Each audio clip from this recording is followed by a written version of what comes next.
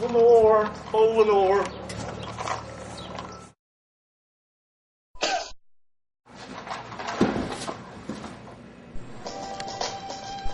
Once upon a midnight dreary, while I pondered weak and weary over many a quaint and curious volume of forgotten lore, while I nodded, nearly napping, suddenly there came a tapping, as of someone gently rapping at my chamber door. "'Tis some visitor," I muttered, tapping at my chamber door. Only this, and nothing more.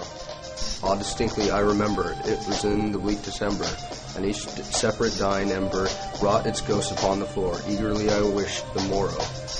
Vainly I had sought to borrow from my books secretes of sorrow for the lost Lenore, for the rare and radiant maiden whom the angels name Lenore, nameless here forevermore. And the silken, sad, uncertain rustling of each purple curtain thrilled me, filled me with fantastic terrors never felt before, so that now, to still the beating of my heart, I stood repeating, "'Tis some visitor entreating entrance at my chamber door. Some late visitor entreating entrance at my chamber door. This it is, and nothing more." Presently my soul grew stronger, hesitating then no longer. "Sir," said I, "or madam, truly your forgiveness I implore, but the fact is I was napping when so gently you came rapping, and so faintly you came tapping at my chamber door, that I scarce was sure I heard you."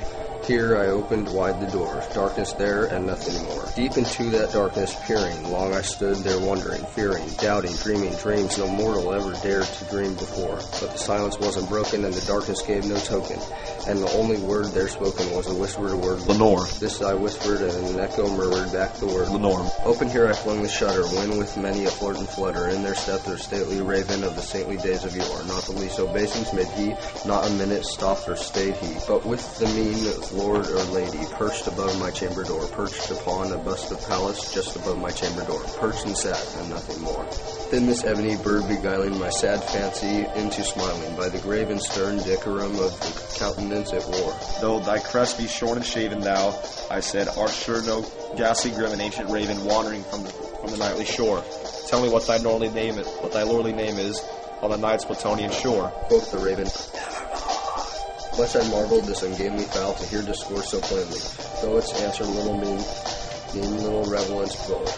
For we cannot help agreeing that no living human being ever yet was blessed with seeing a bird above his chamber door, bird or beast above the sculptured bust above his chamber door, with such name as nevermore. "Doubtless," said I, "what it utters is a call from some unhappy master whom unmerciful disaster flowed fast and followed faster till his songs once one burden bore.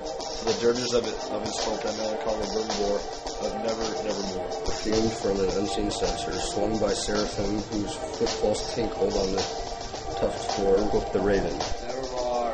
And the raven, never flitting, still a sitting, on the pallid bust of Pallas just above my chamber door, and his eyes have all the seeing of a demon's dead streaming, and the lamplight over him streaming throws his shadow on the floor, and my soul from out that shadow that lies floating on the door shall be lifted nevermore.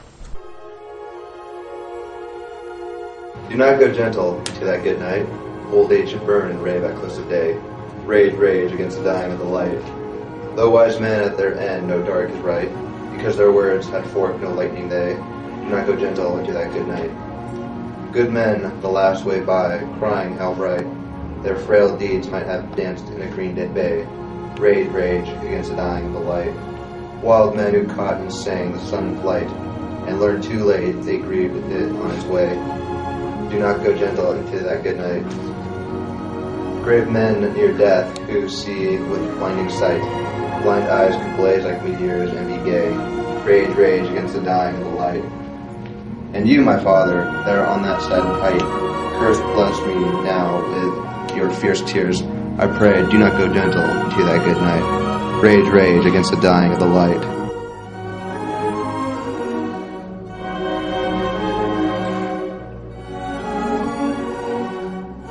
Hi, my name is Chris Cleary. I'm from Fresno, California. I'll be doing your comedy. Once upon a midnight dreary, while I ponder weak and weary over many a quaint and curious volume of forgotten lore, while I nodded, nearly napping, suddenly there came a tapping, as of someone gently raping. Hey, what if I say someone gently raping? Repent from thy memories of Lenore. Wait, or QUAFF. What is that again? Walk. Block, block, block, block, block, block, block, block, block. I got it. Then methought the air grew denser, perfumed from an unseen censer, unswung by the seraphim whose footfalls tinkle on the tough floor. Wretched, I cried, thy God hath lent thee, by these angels he hath sent thee, respite, and nepenthe from the memories of Lenore. Quaff, oh, God damn it, what is it again? 4, 3.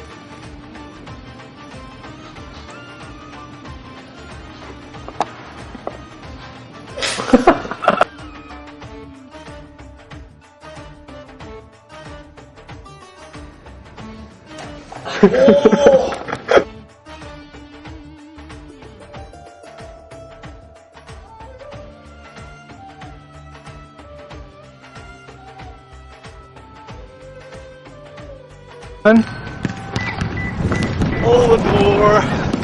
Oh, I just love you so much.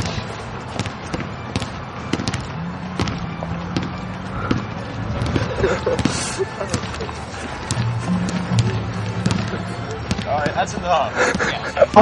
Happy no!